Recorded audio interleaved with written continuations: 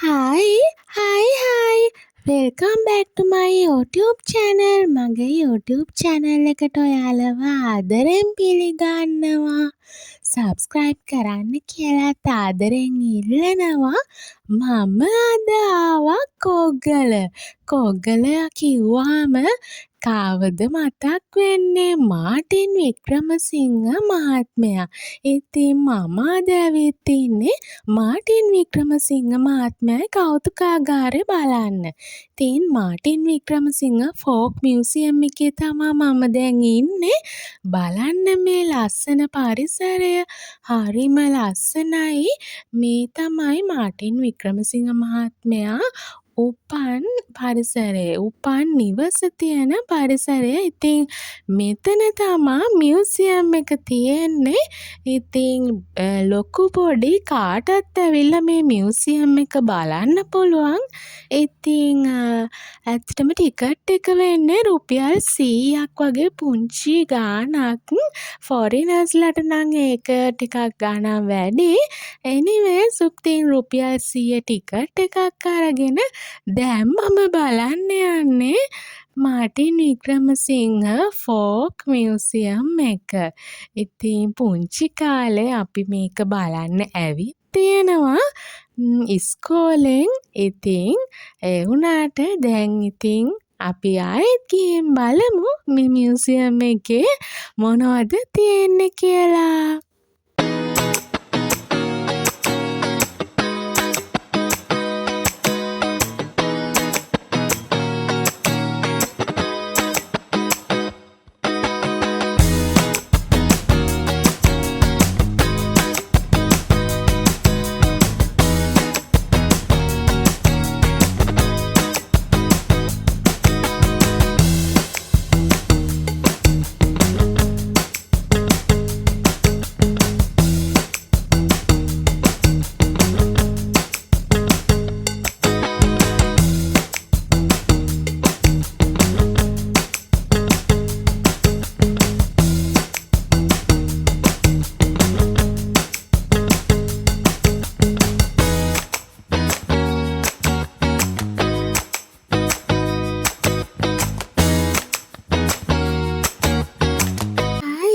ඉතින් මේ folk museum එකේ ගොඩක්ම එක එක සෙක්ෂන් වයිස් වෙන් කරලා තියෙනවා.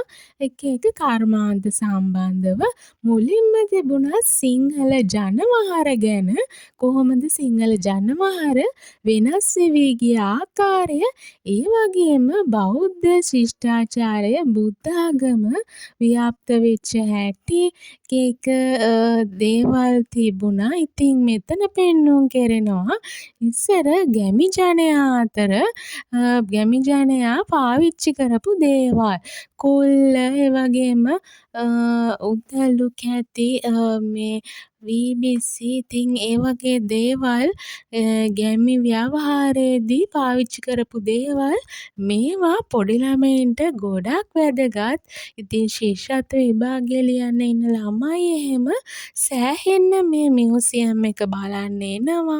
මේ දේවල්, මේ දැනුම ලබා ගන්න සෑහෙන්න එනවා. ඉතින් ඉස්කෝලවලින් ඉතින් ඉස්සර මටත් මතකයි මම ග්‍රේඩ් 6 ඉන්න කාලේ අපි ඉස්කෝලෙන් ආවා මේ මියුසියම් එක බලන්න.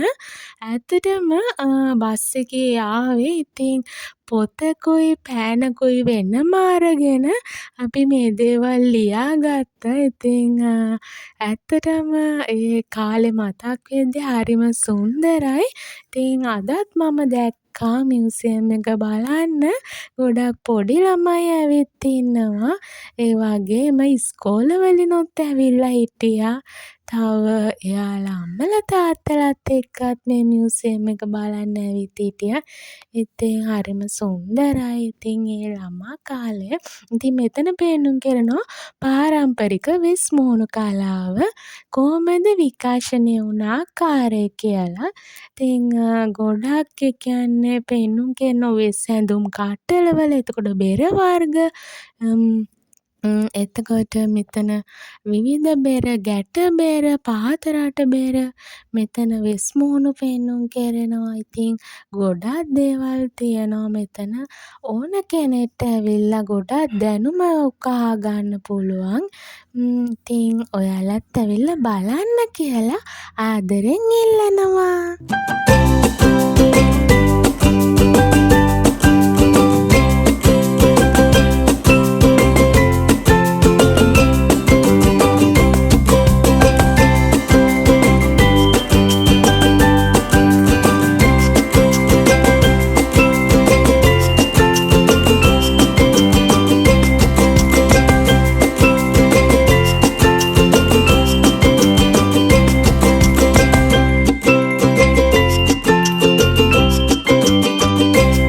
හයි මෙතන පෙන්නුම් කරනවා දකුණු පළාතට ආවේනික වෙච්ච නාට්‍ය කලාව, ඒවාට අදාළ වෙච්ච උපකරණ. ඉතින් රූකඩ කලාවත් මෙතන පෙන්නුම් කරනවා. මෙතන ජන ක්‍රීඩා, විශේෂයෙන්ම ජන ක්‍රීඩා සම්බන්ධ උපකරණ තමා මෙතන තියෙන්නේ. ඉතින් ගොඩක් තියෙනවා ඇත්තටම ජන ක්‍රීඩා පාරම්පරිකව.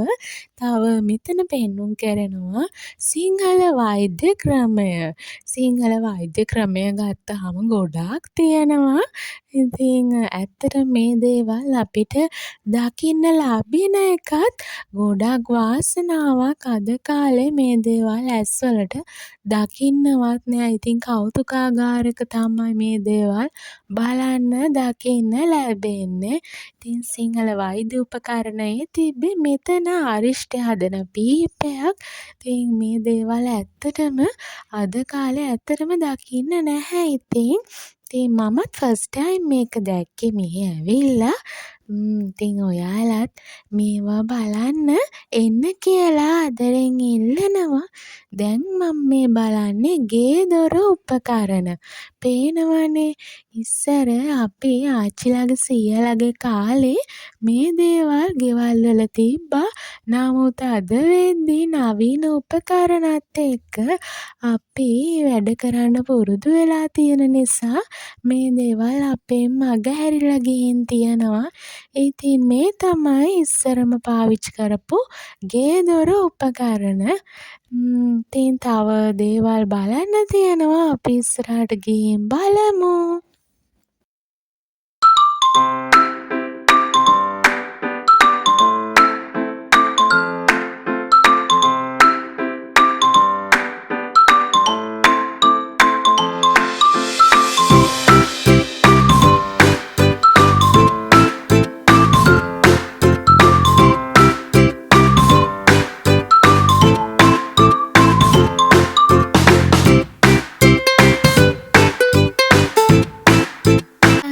මෙතන තියෙනවා පාරම්පරික ගේදොරු උපකරණ.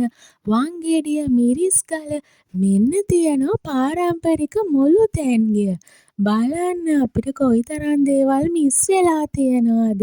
ඉතින් මේ වගේ පාරම්පරික මුළු තැන්ගයක දේවල් අද කාලේ කුස්සියක දකින්න ලැබෙන්නේ නැහැ. අද කාලේ මුළු තැන්ගයක්, ඒ කියන්නේ කිචන් එකක කොච්චර නවීන අයිටම්ස් පිරීලා තියෙනවද. ඒ වුණාට ඉතින් ඉස්සර ආච්චිලාගේ සීයාලාගේ කාලේ මුළු තැන්ගය කියන්නේ මෙන්න මේ වගේ අයිටම් වලින් පිරිච්ච තැනක්. ඉතින් හරිම ලස්සනයි මේ දේවල්. ඇස්වලට දකින්නත් පුදුම වාසනාවක්. ඉතින් තව ඉස්සරහට ගිහින් බලමු තව මොනවද තියෙන්නේ කියලා. එතන තියෙන්නේ වඩු කර්මාන්තයට අදාළ දේවල්. ඊළඟට අපි යන්නේ කුරුඳු කර්මාන්තය බලන්න. බලන්න කුරුඳු කර්මාන්තයේ දේවල්. ඊළඟට මේ පන් කර්මාන්තය බලන්න. පන් වෙවීම. ඉතින් පැදුරු වල පන් වියපු දේවල් මෙතන පෙන්නුම් කරනවා. අද කාලේ මේවා ඇස්වලට දකින්නවත් නැහැ. ඉතින් කොච්චර දේවල් අපිට මිස් වෙනවද නේද. මෙතන තියෙනවා විසිතුරු භාණ්ඩ.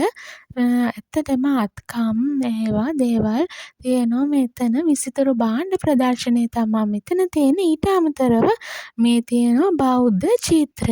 බෞද්ධ චිත්‍ර බලන්න ලස්සනම ලස්සන චිත්‍ර තියෙනවා. ඕන කෙනෙක්ට ඇවිල්ලා බලන්න පුළුවන්. ඉතින් ඔයාලට ඇවිල්ලා මේ මියුසියම් එක බලන්න කියලා ආදරයෙන් ඉල්ලනවා. ඊළඟට අපි යන්නේ මැටි කර්මාන්තයට අදාළ දේවල් බලන්න. ඒ කාලේ මැටි කර්මාන්තයෙන් හදපු දේවල්. ඊළඟට රබර් කර්මාන්තය. අද කාලේ ඇත්තටම මේවා ඇත්තටම නැති කර්මාන්ත. ඊළඟට කොහු කර්මාන්තය. මේවා ඇත්තටම ඇස් වලින් දකින්නත් හරි අඩුයි අද කාලේ. ඉතින් මේ වගේ කර්මාන්ත ගොඩක් ඇවිල්ලා බලන්න පුළුවන් මේකෙන්. ඉතින් ඔයාලට එන්න කියලා ආරාධනා කරනවා. සබ්ස්ක්‍රයිබ් කරන්න එහෙනම්. බයි.